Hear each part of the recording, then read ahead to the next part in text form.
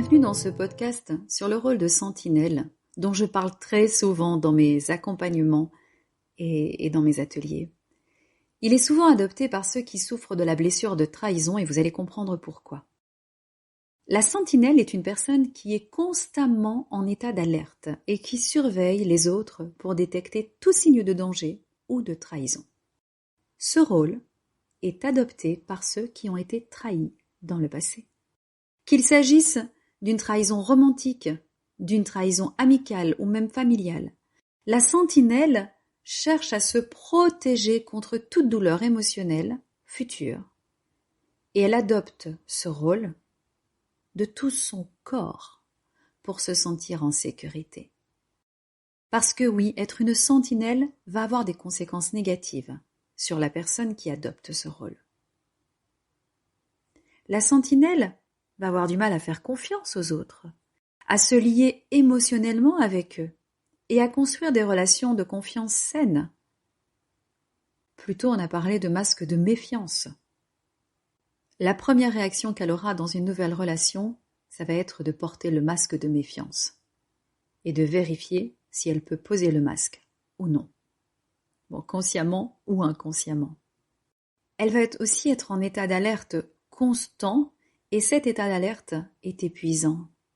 Non seulement il entraîne de l'anxiété et de la tension émotionnelle, mais cela aura des répercussions sur le corps. Il y aura une rigidité dans le corps qui va s'installer. Vous savez, ce sentiment d'alerte qui empêche de dormir parfois, qui empêche de lâcher prise parce qu'il y a un danger. Non, c'est pas ça. Parce qu'il peut y avoir un danger. Donc attention, au cas où. C'est comme les personnes qui prennent 1000 choses dans leur valise dont ils n'ont pas besoin, mais c'est au cas où, ou dans leur sac, au cas où. Combien de parents font ça?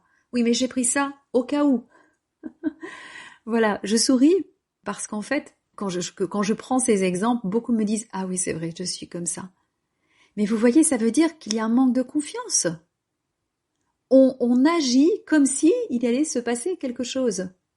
On veut avoir le contrôle sur le futur, mais on n'a pas de contrôle sur le futur. Il n'y a que sur le présent qu'on peut avoir du contrôle. Et encore, c'est important de délimiter sa zone de contrôle.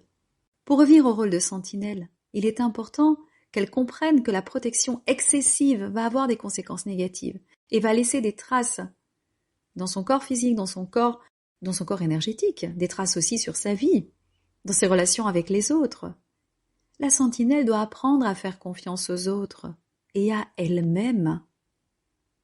Dans le sens où, s'il y a vraiment un danger, elle pourra réagir au bon moment.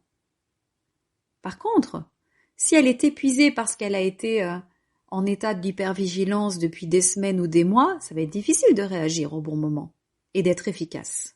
La sentinelle, en réalité, doit chercher des moyens de se connecter émotionnellement avec les autres et de trouver des moyens de se sentir en sécurité tout en étant ouverte à de nouvelles expériences.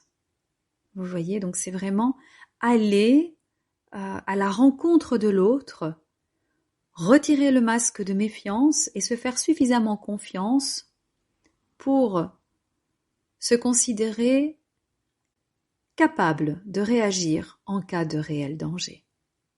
Le rôle de sentinelle, comme les masques portés, est un mécanisme de défense. Mais voyez comme il est important de ne pas laisser ce rôle dicter la vie, dicter sa vie et influencer les relations à long terme. Allez, dans un prochain post, je vous parle de comment soigner la blessure de trahison, même si j'ai déjà donné quelques conseils.